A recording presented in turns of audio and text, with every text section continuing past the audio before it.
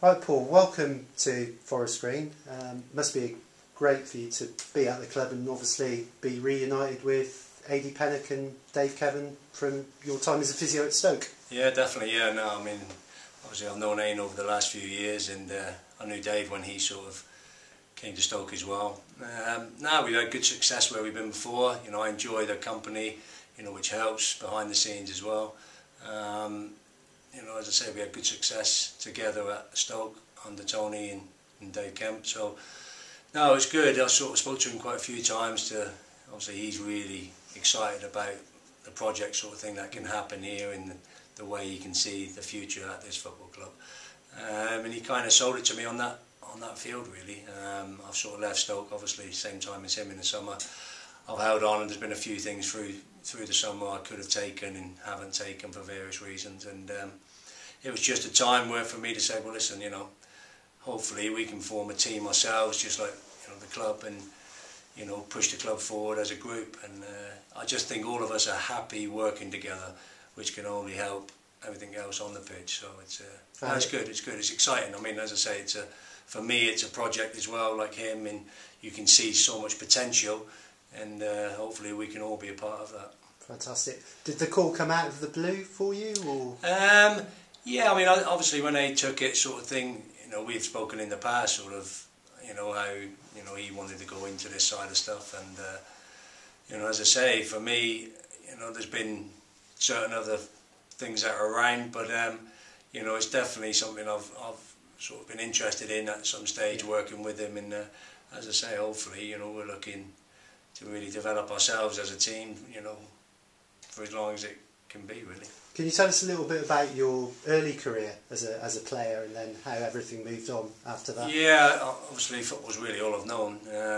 Coming out of school, and then started as an apprentice at Plymouth, and signed the first year pro under David Kemp at Plymouth Argyle. Did a couple of years there at Plymouth as a pro, and then sort of ventured around, really. I spent a small time at Burnley, and then sort of drifted around Bristol, ended up at non-league with Slough, back with David Kemp then as a player. Sort of went back to Torquay for a few months, but sort of just drifted out, had a few bad injuries, and sort of drifted out then. Decided, you know, the next best thing to try and stay in football was to either down the coaching side of stuff, or a friend of mine was a physio at Torquay and just said, listen, you know, why don't you try this? So went in, started off sort of sports therapy side, FA side, became chartered, and I've just finished my Masters in December in sports rehab. So, you know, from a qualification point of view, I think it's important to keep yourself going throughout the years. I started as a physio, really helping out at Torquay while I was finishing my studies.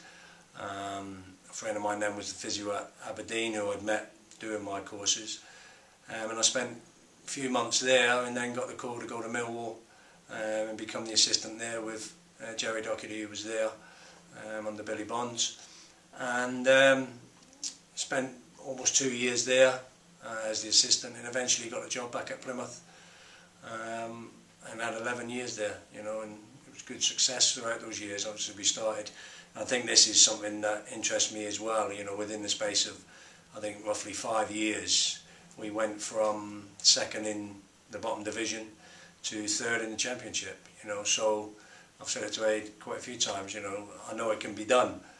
You know, we had a team full of spirit, and you know, we were in it together, and you know, so I know firsthand something like that can happen in a short period of time. You know, we won 2 league titles, we won the second division, won the first division, I think it was then.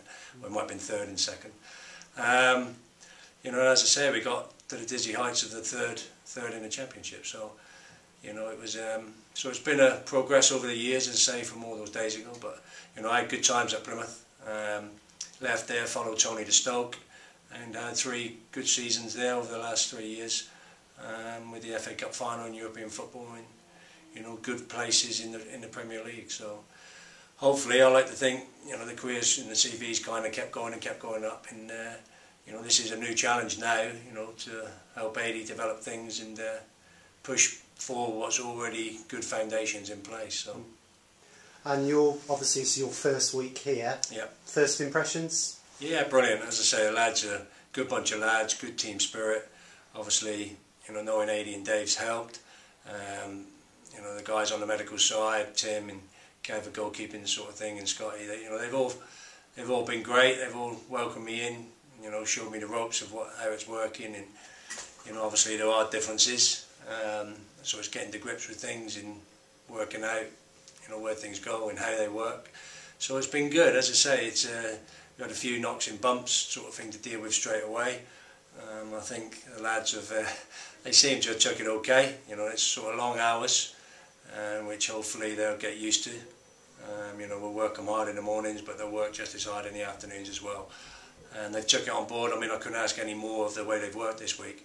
You know, fortunately we've got a couple back as well, so within the week. So it's no, it's been good. As I say, I think it's them getting used to me and how I work, and me getting used to them. But hopefully they won't see a lot of me, so I'll have a bit of free time, so to speak, to catch up on the paperwork rather than dealing with injuries. Will you be working on the fitness side as well? I know obviously you're doing the medical side, but I noticed that your previous clubs you were also fitness coach. Yeah, definitely. I mean, obviously at Plymouth, sort of, I was in control of everything, you know, and developed that department, bringing people in and putting people in slots, and yeah, I mean, you know, I've always done the fitness side at Stoke. Sort of, it was one of them where trying to help on the physio side, but Tony wanted me on that fitness side as well. And here, I mean, the gaffer's obviously brought Neil in as well. Neil's very good at what he does, so you know, he'll be dealing with that side of stuff, and if I can help him out in the times he's not here, then obviously I'll lend a hand and put my thoughts on it as well. I mean, I think me and Neil work well together anyway. We've always spoke well over the years, and you know, I'm sure I'll take his ideas on board, and you know, he'll take mine. And as I say, I mean, he's very good at what he does, so you know, I'll just try and add to that, and hopefully we can build up that fitness side as well, so it'll be good. Is there a huge difference between a Premier League player who you've obviously worked with and a Squirrel Premier League player? I mean, at the end of the day, the body works exactly the same, you know. It's you know, I suppose it's one of them where it's depending on the staff that are involved at that football club. You know, I think as long as you're organised, you're professional, you know, I think players appreciate you, you know, because you know, none of us claim to be the best. We've all got to know we don't know everything. But I think if you're well organised and well planned, which I know the gaffer's always been, I know Dave's always been, you know, it's something I try and pride myself on, that things are set up, ready, you know, players to walk out on the training pitch. I think you get the best out of that player. You know, obviously, you know, the Premier League's a Premier League for a reason. You know, I think, you know, being an ex-player sort of thing, that's your aim. And I think, you know, it's important for players at this level to have that target, and as long as you as coaches or staff or medical or fitness coaches or whatever, as long as you're professional in what you do, I think you'll get the best out of them, you know, at whatever level you're going to do. You know, it's, if it's not prepared right and planned right, it doesn't matter whether it's Premier League or Conference, you know, you're not going to get the best out of that player. Yeah. The chairman is obviously keen to get into the Football League. I mean, that's something that would have attracted you to this post as well. The journey that, you know, what this club could become. Yeah, definitely. I mean, obviously, you know, I like to keep my eye on a lot of the football, it's all I've known, as I say, but, you know, so I think over the years you hear generally, you know, how big a club Forest Green could become. You know, in the past, it's not, I've known nothing about them, you hear it quite regularly, you know, it's a good club, it's up and coming, and so obviously speaking to the gaffer during the period I was interested in definitely coming, then, you know, he put all those aspects to me, and, you know, you can hear the chairman's passion, you know, to try and get this club where probably, you know, you can see just from being in and around it, you know, the potential is there to be. And, you know, I think if you've got, you know, the backing like that of somebody who's passionate about football as well, and, you know, you've got a great chance, great chance.